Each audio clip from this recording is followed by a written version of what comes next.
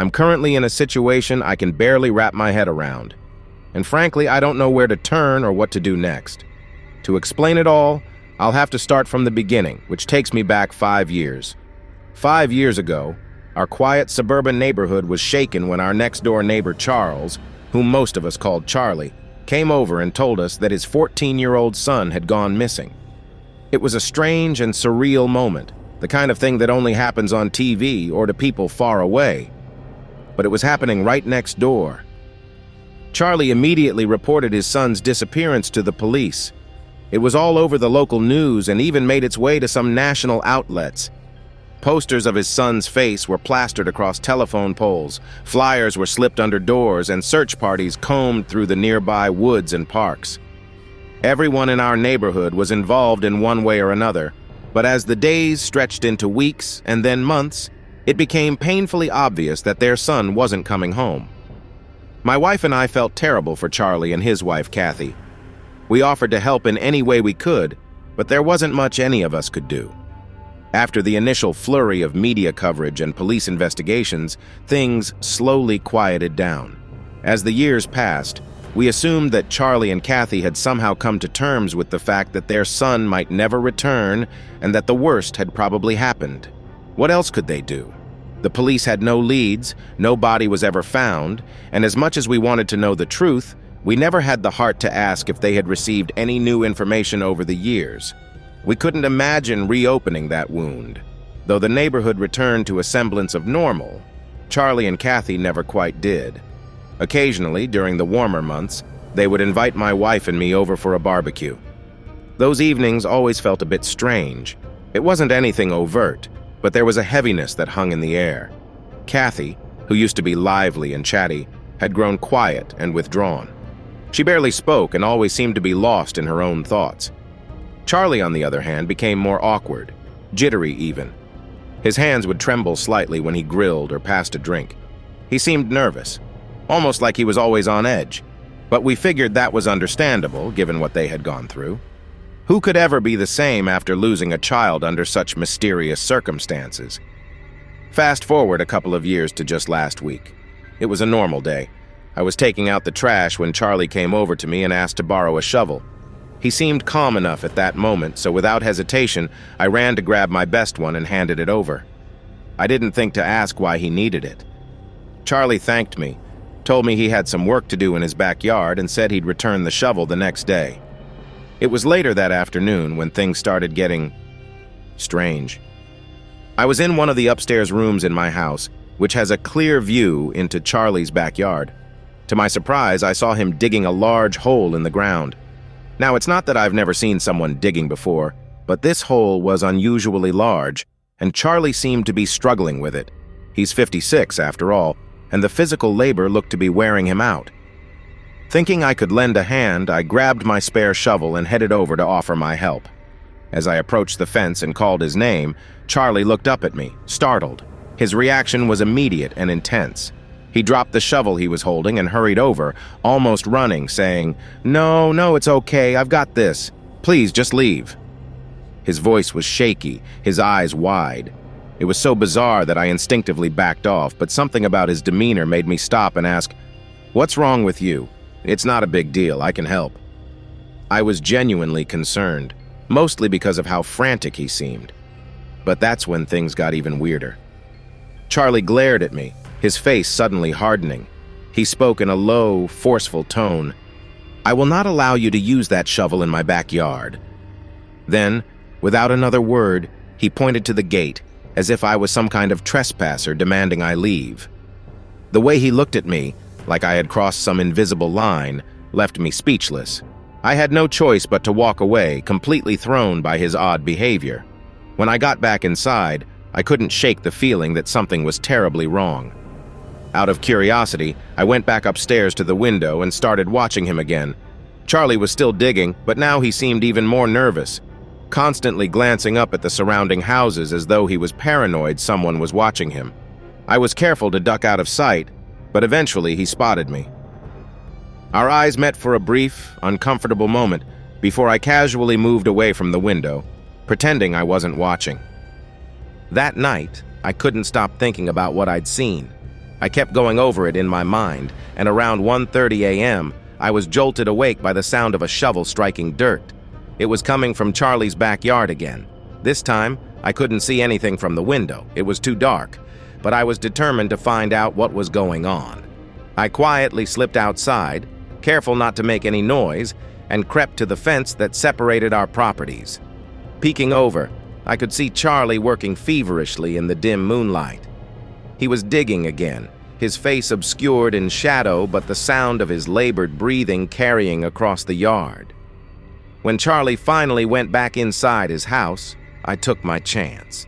I hopped the fence and cautiously approached the hole. In the faint light, I could just make out a small piece of black garbage bag poking out from the dirt. My heart started racing. What was in that bag? I looked over at Charlie's house, back at the hole, and repeated the cycle several times, trying to decide whether I should dig further to uncover the contents. Every instinct in my body told me to leave, and in the end, I followed that feeling and quickly retreated to my yard. It was a good thing I did. Only moments later, Charlie returned outside, but this time he wasn't digging. He disappeared around the side of the house, and I didn't see him again for the rest of the night. The next morning, I went straight to the window. The hole in Charlie's backyard was completely filled in, with no sign of the digging from the night before. But that wasn't the only thing that caught my eye. His SUV was now parked on the street instead of in the driveway. My mind raced with possibilities. Had Charlie dug something up and transported it somewhere else? Something or someone that had been buried there for years. The thought of it being his son's body chilled me to the bone. I couldn't help but wonder if he had dug up his son's remains to move them somewhere else. I haven't told anyone about this. Not even my wife. I don't want to seem paranoid, but the more I think about it, the more disturbed I feel. Charlie never returned the shovel, and I'm not going to ask for it. He's been avoiding me ever since.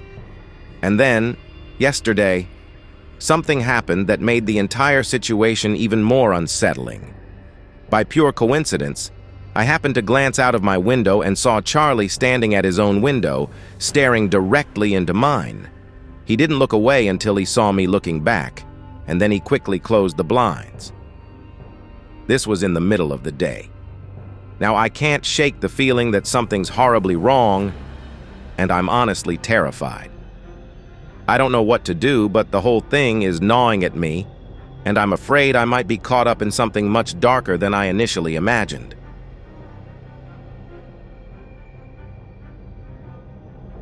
I've lived in 3 houses over the course of my life, 2 with my family and the one I'm in now, which I live in alone.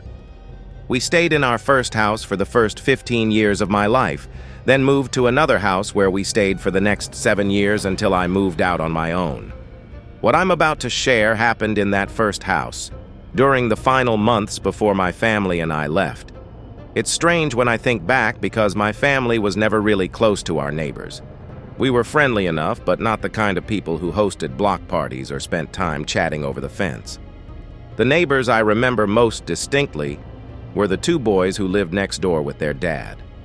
Despite living so close for over a decade, my brother and I had only spoken to them maybe once or twice, which seems bizarre in hindsight. We knew their names, Eric and Todd, but that was about it. One day, as my younger brother, he's 5 years younger than me, and I were outside playing basketball in the driveway, Todd wandered over from next door and struck up a conversation. It was so unexpected that I almost didn't know what to say. I can't remember every word exchanged, but I do remember one of the first things he asked was whether it was true that we were moving. I did most of the talking since I was the older sibling. Todd seemed to be around my age, though I never asked. By the end of our conversation, Todd invited me to join him and Eric the next day to shoot BB guns by the river in the woods down the road. Since it was the weekend and I didn't have anything else planned, I agreed. My younger brother, who had been listening in, asked if he could come along too. Todd said it was fine, and then he headed back home. The next day, late in the afternoon, about an hour before dusk, Todd and Eric rang our doorbell. My brother and I answered quickly because, honestly, We hadn't told our parents we were planning on going out to shoot BB guns. The four of us started walking down the sidewalk toward the woods. I remember feeling a little out of place. Todd and Eric were dressed head to toe in camouflage gear, each carrying a duffel bag packed with what I assumed were BB guns. My brother and I exchanged glances, trying not to laugh at how overly serious these two seemed about a casual afternoon of shooting BBs. Something about the way they carried themselves felt off, but we tried to brush it aside. When we reached the woods, I noticed right away how quiet Todd and Eric were. They barely said a word, and the atmosphere shifted. Todd dropped the duffel bag on the ground and unzipped it. Eric, without a word, snapped a branch off a nearby tree and hurled it into the river. There was something almost aggressive about it, and this time, when my brother and I exchanged glances, it wasn't out of amusement. Todd handed us both a gun from the bag, and I remember holding it, thinking how weird this all felt. That's when Todd said something that made my blood run cold. They're real guns. At first, I thought he was messing with us, but then Eric pulled out one of the guns, aimed it at a tree across the river, and fired. The sharp, deafening crack of the shot confirmed that Todd wasn't joking. These were real guns. Panic surged through me. I was both confused and angry. How could they think this was okay? Without hesitating, I grabbed the gun from my brother's hands and shoved both of them back into the bag. I told Todd and Eric we weren't comfortable with this and that we were leaving. They both stopped and stared at us. Their expressions were hard to read, but I could see anger and resentment simmering just below the surface. One of them muttered a curse under his breath as we turned to walk away. I didn't look back, and neither did my brother. Once we were far enough away, I told my brother that we shouldn't speak to those two again for the rest of our time living there.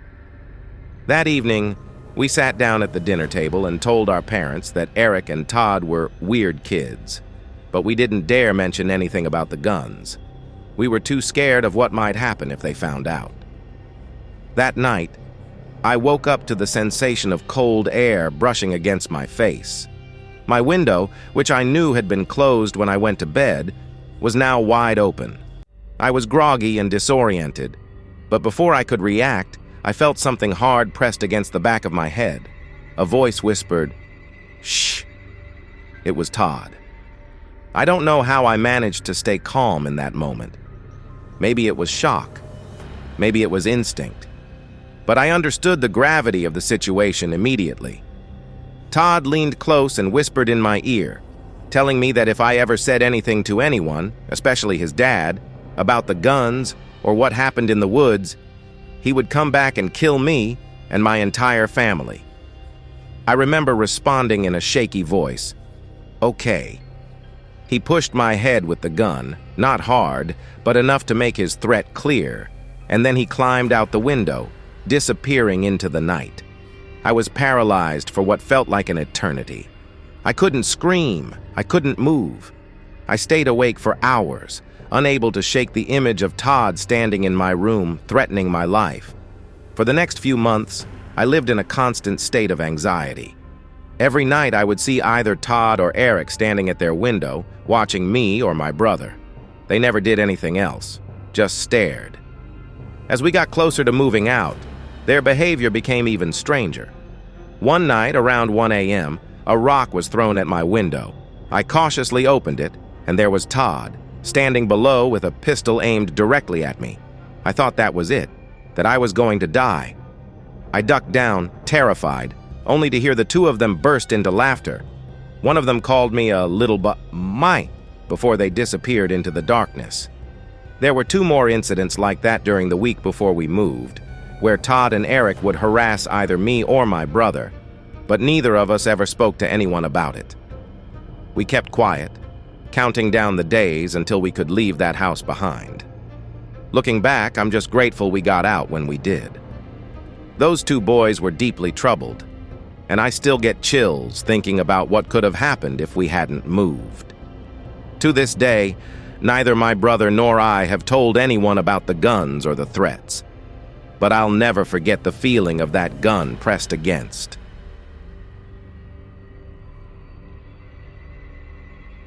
At the time of writing this, the incident happened about 2 weeks ago, and honestly, I'm still not sure how I feel about it. Let me start by saying that I've never been a fan of my neighbors. I'm fresh out of college, living on my own for the first time. And while that sounds liberating, it comes at a cost. I live in a rundown area because it's all I can afford right now.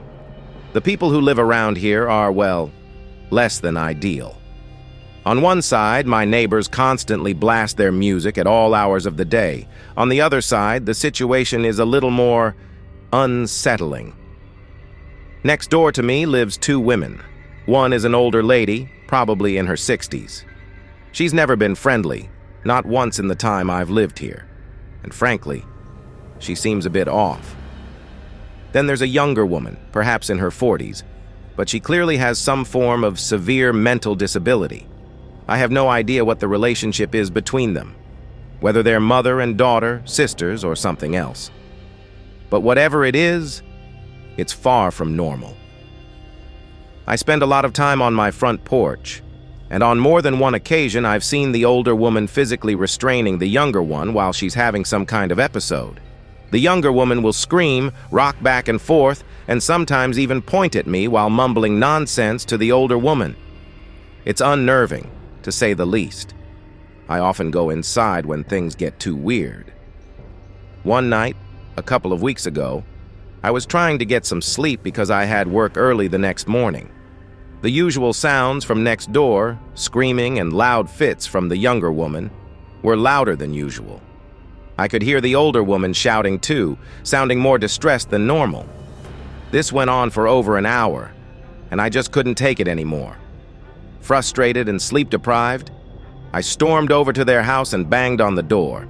The older woman answered, and before I could even say a word, she barked, "What the hell do you want?" I tried to stay calm and politely asked if they could keep the noise down. She raised her eyebrows at me, clearly annoyed, and then, out of nowhere, the younger woman stormed into the living room, screaming, "How dare you!" repeatedly. The older woman had to physically hold her back from coming at me. I didn't know what was happening, and before I could even process the situation, the door was slammed in my face.